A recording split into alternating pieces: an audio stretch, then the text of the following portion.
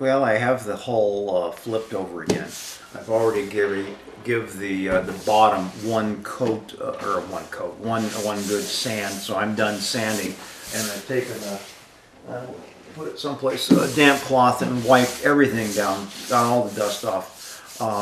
One thing that I was going to say, it was before I flipped it over, and I didn't record this. I put a strip of tape or well, some glass cloth trimmed out to about here to make up for some of the thickness that is in here, because you have that extra layer of let me go back here, of glass tape in through here and up on the top too. So down in here I put in an extra layer of glass tape, and I put in an extra layer, well, they weren't tape, but some cloth up here at the same, and then trimmed it off to be about the exact same width as the tape had been.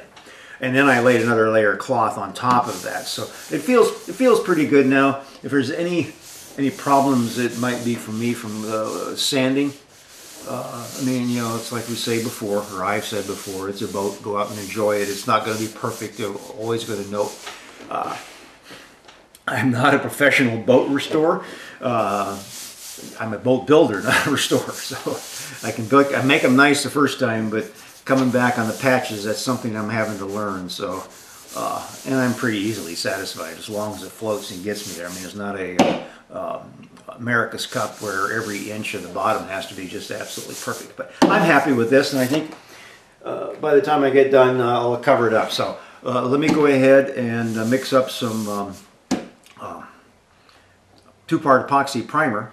Forgot what I was going to say there, and get that done. And I went into the house to get some newspaper to block off down here, so I'll have to go back and do that again because I forgot. While I was waiting for my two-part epoxy to cure, it takes about 15 minutes to set up after you've mixed it together. I set my little heater up here with a tarp over it just to kind of warm up the area a little bit. So let me go ahead and reset up here, and we'll start putting some primer on this.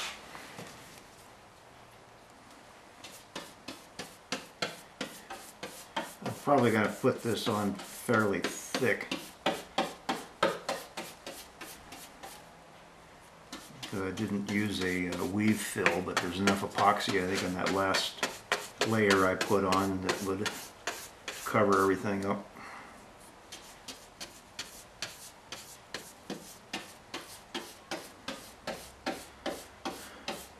On the inside, I flipped it over, you know, a couple hours ago. I got to looking at it, and I figured 2 coats was good enough.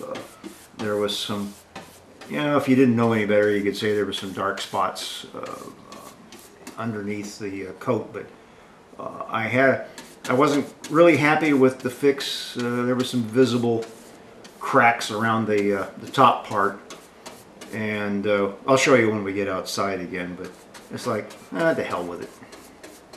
I have other things to do with my time.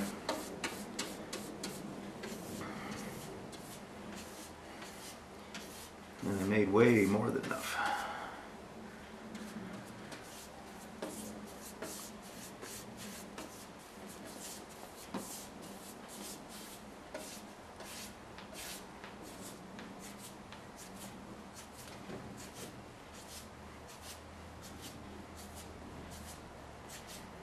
This stuff has a pretty good shelf or pot life, I guess you'd be calling it. So I'm going to let it set for a while and then come back and put another layer on.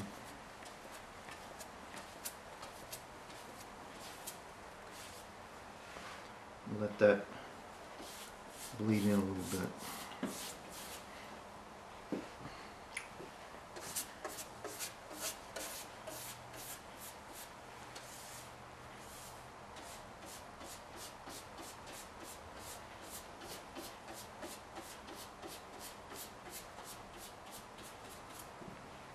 Okay.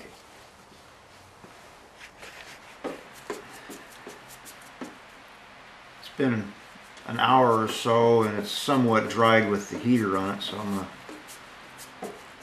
to give it another coat to fill any little voids in there.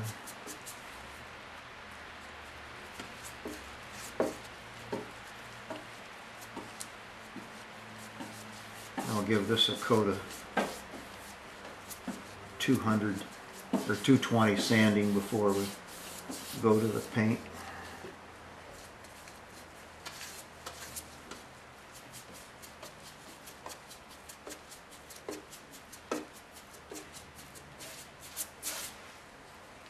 That should be enough.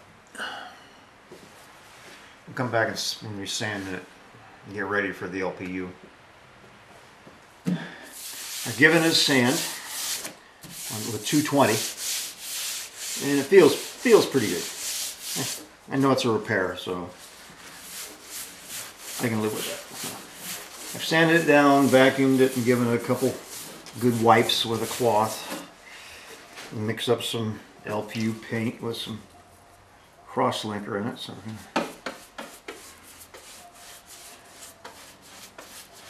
brush this on.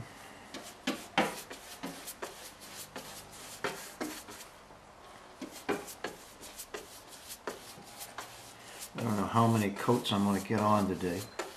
I've got the heater set up. Keep it warm.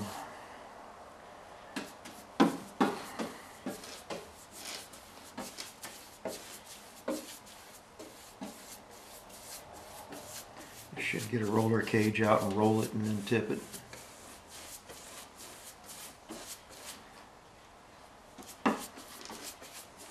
Stuff goes on thin, so you got to be careful of drips. I had that problem with the, as I told you before, on the shop temperature being low with the electric motorcraft.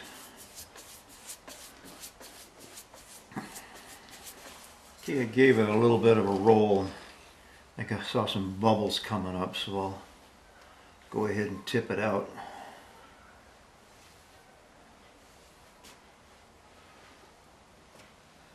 Yeah, we'll call that quits. I'll come back later and give it another cut. I'm gonna put the tarp over it and the fan on again to dry it. Here's the bottom view. I really can't tell. Oops, get back in here. It's in here somewhere. Probably if a bright light was on it, it would show up better maybe. But I'm happy with that. Let's go inside. The one thing I am happy with is it gave me the opportunity to move that footwell in, because I was having to set too far back here with the old one and it wasn't comfortable. So now I've got my I can set back here and taller people can set in the boat now. So I'm glad I got that fixed. Well, we're outside the barn. Had my friend Nick, who's this boat's named after, come over and help me take it out. He helped me put it in, or put it in the barn. We're about 8 feet away, and I don't know if you can see some of the shadows. I mean, you know, there's things in here I might change. You know, I would have changed if I was being paid for this. I would have spent more time on it, but for me, it's good enough. I'm not that particular. I'm not a billionaire that wants spotless and perfect. I'm one of the 99.